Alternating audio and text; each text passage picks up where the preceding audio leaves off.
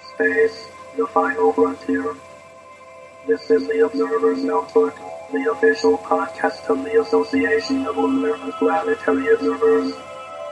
Its mission to explore the solar system, to seek out new observations and data, to boldly go where no podcast has gone before. And now the host of the Observer's Notebook, Tim Robertson. Welcome to episode number 42 of the Observer's Notebook, the official podcast of the Association and Lunar and Planetary Observers. I'm Tim Robertson, the host of the Observer's Notebook, and also the coordinator of the training program within the ALPO. Thank you for downloading and listening. Today's episode is Damian Peach, the world astrophotographer, one of the best in the world. It's going to be an exciting little conversation we have. The Association of Lunar and Planetary Observers collects and analyzes observations of various solar system bodies and associated phenomenon, and publishes detailed reports concerning these bodies in the quarterly publication known as the Journal of the Association of Lunar and Planetary Observers, also known as the Strolling Astronomer.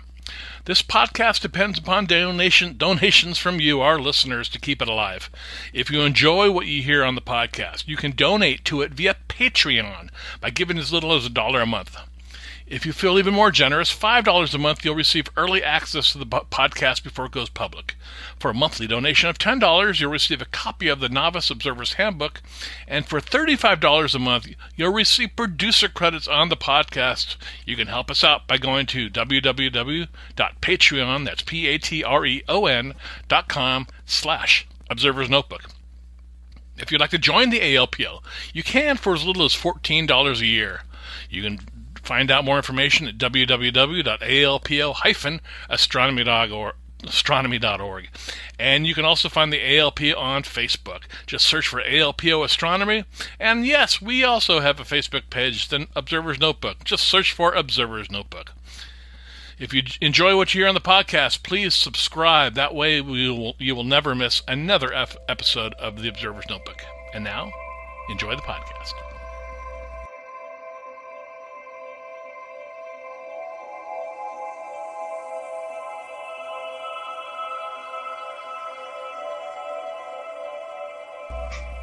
All right, I'd like to welcome everybody back to the Observer's Notebook podcast. We have a special guest today, Damian Peach, the planetary astrophotographer. Welcome to the podcast, Damian. Thank you. Yeah, good to be here. Yeah. Why don't you give everybody a little bit of background about yourself before we get into it? Well, I'm primarily a planetary observer, which I've been doing over the last 20 years or so. And as I say, my focus really is on imaging and observing the planets, particularly Mars, Jupiter and Saturn. And those have been my primary focuses over the course of my astronomical career. Mm-hmm. And where are you located? I'm located in the United Kingdom, so I'm on right on the south coast of the UK. Okay, across the pond from us here. Yes. Yeah. Great. How's the weather over there? It's pretty chilly at the moment, obviously being winter time, though not as chilly as the weather that you've had in parts of the USA recently. Right. But still pretty miserable, to be honest. Yeah. Is that where you do most of your observing? I've quite fortunate to have observed both in person and remotely from all manner of different locations around the world. So these days, a lot of my observing tends to be done overseas. Okay. What sparked your interest in astronomy, observing that type of thing? It really all kicked off at around the age of 9, 10 at school. I just became interested in some of the books they had in the library at school that had these dramatic pictures of things like the Andromeda Galaxy and the Orion Nebula, and it really kind of went on from there. It just kind of really captivated me as a child, and it's stayed with me ever since, really. You remember the first time you ever looked through a telescope? Yeah, I can remember some of the first things I looked at through a telescope. Some of those memories are actually quite vivid. Oh, yeah. Yeah. I mean, I can remember looking at things like Venus and Jupiter and Saturn, and just being amazed that you could see these things through a a telescope from your own backyard. It's always fun to be at a star party and show someone Saturn for the first time, and you know the joy that they're seeing because you experienced it way back then. Yeah, that's great. Now, astrophotography, what got you into that? It was really kind of wanting to try my hand at capturing what I could see. I didn't really get into wanting to do photography until kind of the mid-90s. It was really from my very late teens that I kind of started to play around with film and things like that, and obviously the very earliest CCD cameras started to come in around that time as well. So it was really around then that I kind of, my hand started to move away from just kind of observing visually to wanting to try and capture the objects that I was seeing. But you said you started with film too. Yeah. Originally, I tried my hand at film photography with various things. Yeah, digital makes it so much easier. Oh, it certainly does. Yeah. No dark rooms. Yeah, it's a completely different world today. Yeah. It really is. Do you have someone that inspired you when you first got involved with this? Yeah, I mean, with astrophotography, I think the person that most inspired me was the longtime planetary observer Don Parker. Oh yeah, down in Florida. And it was really his work that kind of really inspired me to have a serious go at planetary imaging in particular, because I'd always been captivated by the planets, even observing visually. And I remember seeing Don's images in the 90s and just thinking, wow, these are just incredible. I mean, I really want to learn how to, take images, kind of at least half this good myself. And it was really that kind of inspired me on. I think Don inspired a lot of us. That's very true. Did you ever have the opportunity to meet him? I did, luckily enough. I spent a week with him in Florida in 2008, and we got to observe from his home on several nights using his telescopes, and it was fantastic. Yeah, he makes quite an impression on you, doesn't he? He was a great character. Funny guy, yeah. Well, that's great. So what kind of equipment do you currently have? At the moment, I've got a couple of Celestron C14 telescopes, and these are the telescopes that I've used pretty much since, it must be nearly 10-15 years now, exclusively. And they're great telescopes. I've had so many great views through them of all manner of different objects. And they do a really good job in capturing detailed images of the planets when the seeing conditions are good. Yeah, I saw a photograph. I think you posted it today of some Celestron boxes that were just delivered or something. What new toys were you given today? It's a CGXL mount to have a play around with, see what I think of that, because I'm going to be doing a review of it. So I'm looking forward to trying it out. Oh, fantastic! Looking forward to that. So your astrophotos, I have to say, are some of the best I've ever seen. And have you learned some tricks along the way to get to where you're at in you're doing your planetary astrophotography? Yeah, absolutely. I mean, to be honest with you, I think the biggest trick in terms of that I've learned is just having an enormous amount of patience in what you're doing. I think a lot of people really want to get instantaneous success, and they may see images that they think, I want to take images like that, and become maybe a bit disheartened when they kind of first start out. But really the key to it is just sticking at it, asking people for advice. I mean, it's never been easier than it is today to actually ask people for advice and get feedback. Obviously, when I started, it was a lot more difficult, and I remember actually writing people letters for advice. But today, it's much easier. You have groups online on Facebook, and that's one of the great things, really, about technology today. It's just made it, being able to do astronomy so much easier than it was. What type of imager are you using right now? or do you have a number of different ones? Yeah, I've got a whole variety of different cameras that I use, and with planetary in particular. I mean, the cameras people use do seem to change quite quickly, so the technology is progressing quite rapidly. So, I mean, over the last few years, camera technology has come on quite impressive. So, I mean, yeah, like I said, I've got a kind of selection of different cameras at the moment, but you know, I have no doubt within the next 6 months or so that'll change to something else. That's true.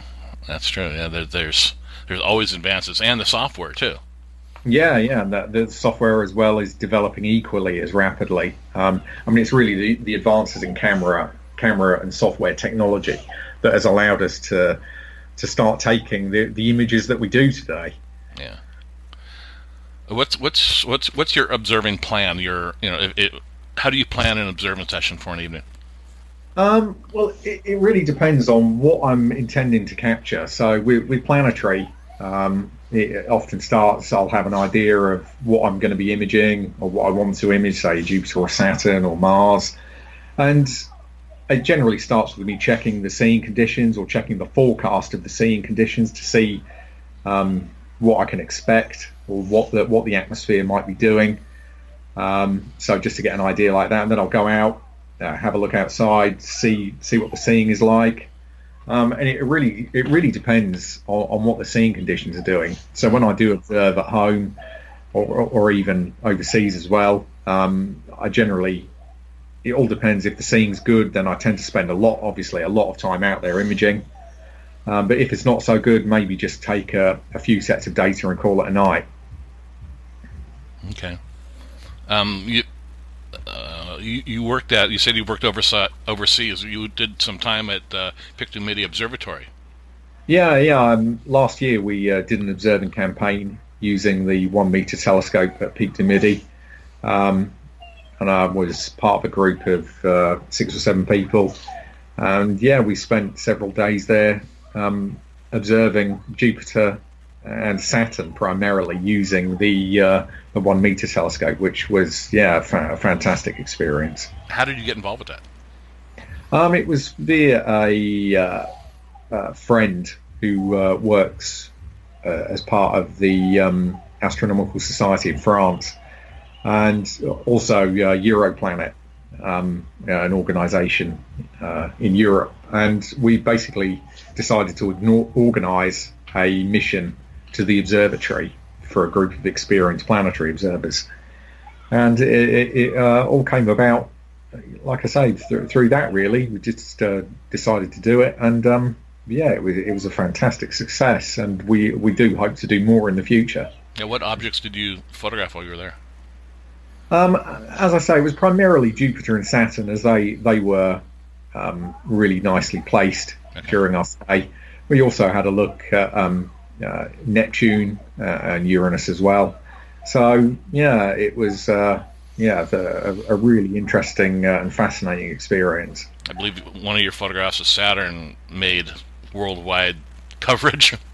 Yeah, it was. I think we did achieve perhaps some of the sharpest ground-based planetary images ever taken during that stay, which was, I mean, we just really hit the jackpot in terms of weather as well, because we were only there for a relatively short time. So we got really lucky with the weather and seeing. It was clear for all the nights we were there, and we did manage to capture some really exceptional seeing conditions, which of course the Pictou is renowned for. Right, I remember seeing that photograph. It came across my Twitter feed, and I work for NASA, so I thought it was one of ours. I went, oh, what spacecraft took this picture? And I saw your name, and I'm like, oh my god, it knocked my socks off. It's really an amazing photograph of Saturn. Yeah, I mean, it's kind of the images we managed there have really inspired us to kind of, try and do more trips there, because the telescope isn't really utilised enough to take these kind of images. It should be being utilised more to do this kind of work, because obviously you can see the results it can produce are really exceptional. Yeah, what is the process for making an image like that? Well, I mean, for the images at the Peak du Midi, we basically observed pretty much all night, and it involved just taking images through different filters, so infrared, red, green, and blue filters, and just imaging over the course of a long period of time. Now, when you say imaging, you mean like videos, right? And yeah. And then stacking them together. Okay, I just, for some of our listeners that might not know how this works.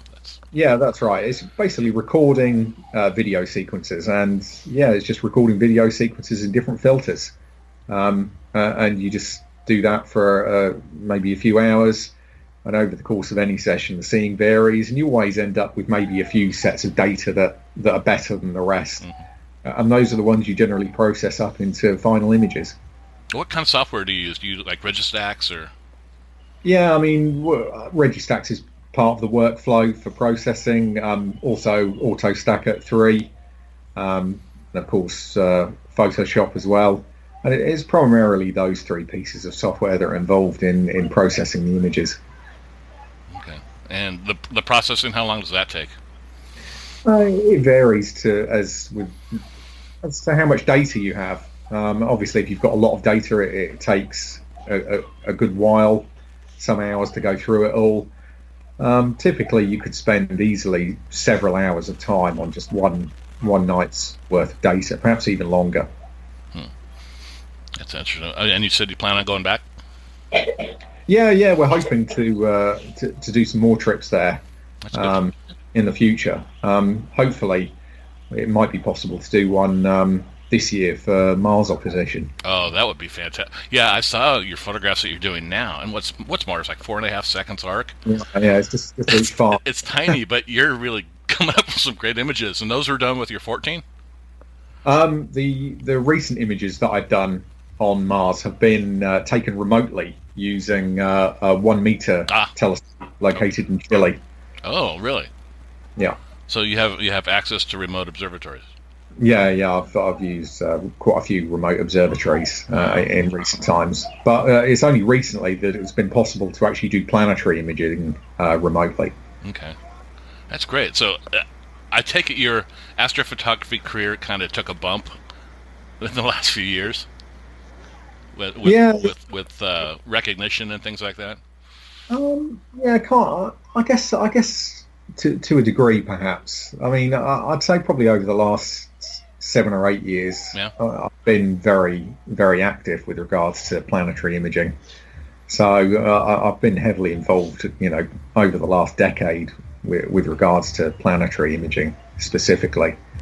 But yeah, I think particularly in recent times with social media having taken off in such a huge way, it does help promote your work to a wider audience. Yeah, that's true. What's your day job? I work by day as an electronics engineer. Oh, really? So yeah, I do. As I say, all manner of different things with regards to electronic stuff. So yeah, that does have some help with regard to my astronomical interests. And it's worth mentioning, actually, it's amazing the number of people that I've actually met over my career that are involved in electronics in some way and astronomy. Really? Yeah, I've met a huge number of people. Huh. Well, it's probably the group you hang out with. yeah, maybe. Yeah. That's wild. So what do you see in your future? Well, this year is definitely quite an exciting one, Mars. Obviously, because Mars reaching its closest. And I think a lot of people, including myself, have been waiting for this opposition for a long time. So we're all keeping our fingers crossed that the Martian dust stays firmly on the surface. I remember back. I think it was in the 70s or 80s that there was a dust storm that just engulfed the planet. It was just like, really?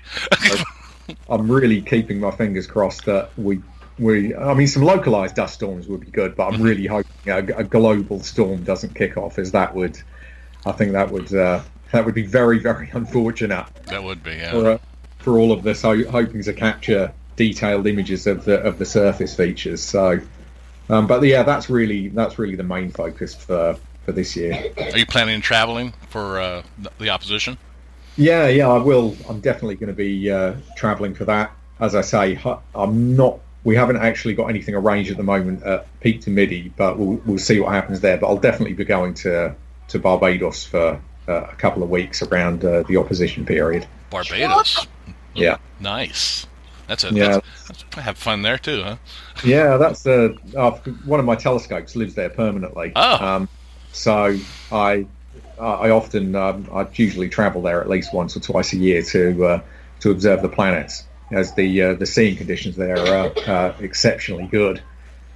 And along with the planets, so you also are doing a lot of comet photography. Yeah. Over the last several years, I've done a huge amount of comet-related imaging as well, which is something that I've another interest that I've kind of become heavily involved in. But it's really only the majority of the work I do on comets is all done with remote telescopes. Oh.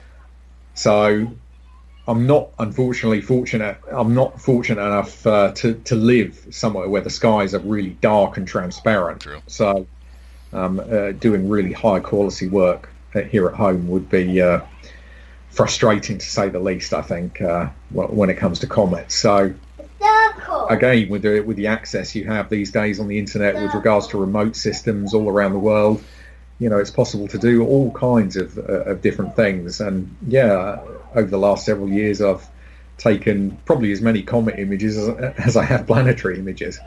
Yeah, I've seen quite a few of those on the internet. They're pretty amazing. Yeah. It's like I say, something I've really given quite a lot of time to over in recent years. And 2018 is going to be a good year for comets as well. So that's you'll have a lot of targets.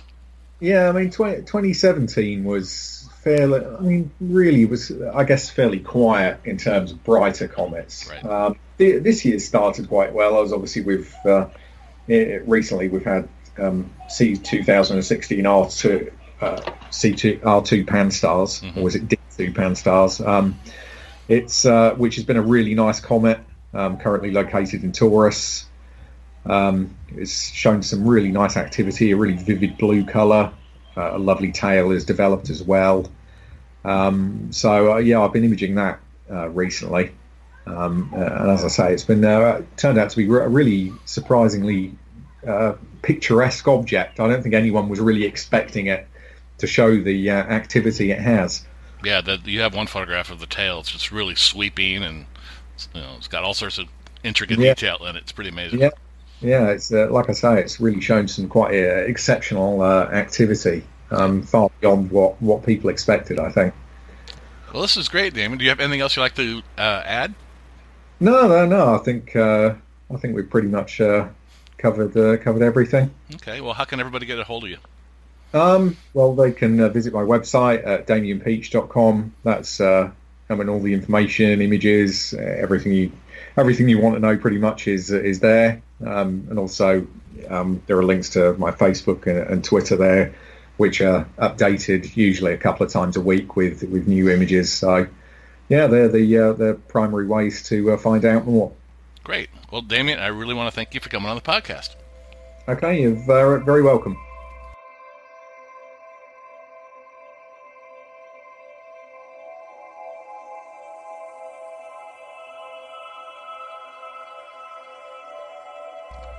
Well, that'll do it for this episode of the Observer's Notebook podcast. I again want to thank Damian Peach for coming on and talking with us today. We upload new episodes of the Observer's Notebook every few weeks. You can subscribe to us on iTunes. If you do, please rate and review it. I really appreciate it. You can also listen to us on Soundcloud. The link is in the show notes. If you like the podcast and you want to help support it, you can donate to it via Patreon. You can give as little as $1 a month. For up to $35 a month, you'll receive a year's membership to the ALPO and producer credits on the podcast. And with that, I really want to thank the producer of this podcast, Steve Siedentop, for his continued generous support. The link for Patreon, as well as the link for the ALPO, is available in the show notes. You can contact me via email at cometman@cometman.net or on Twitter @observersnbpod. If you're interested in joining the ALPO, membership begins at only $14 a year. You can find out more at www.alpo-astronomy.org. And we're also on the Facebook. Just search for ALPO Astronomy up there on top in the search field, and you'll find the organization. And the podcast also has a Facebook page as well. Just search for Observer's Notebook. The ALPO is an international organization devoted to the study of the sun, moon, planets, asteroids, meteors, and comets. Our goals are to stimulate, coordinate, and generally promote the study of these bodies using methods and instruments that are available within the communities of both amateur and professional astronomers. Until next time, my hope is you always have clear and steady skies. Thanks for listening.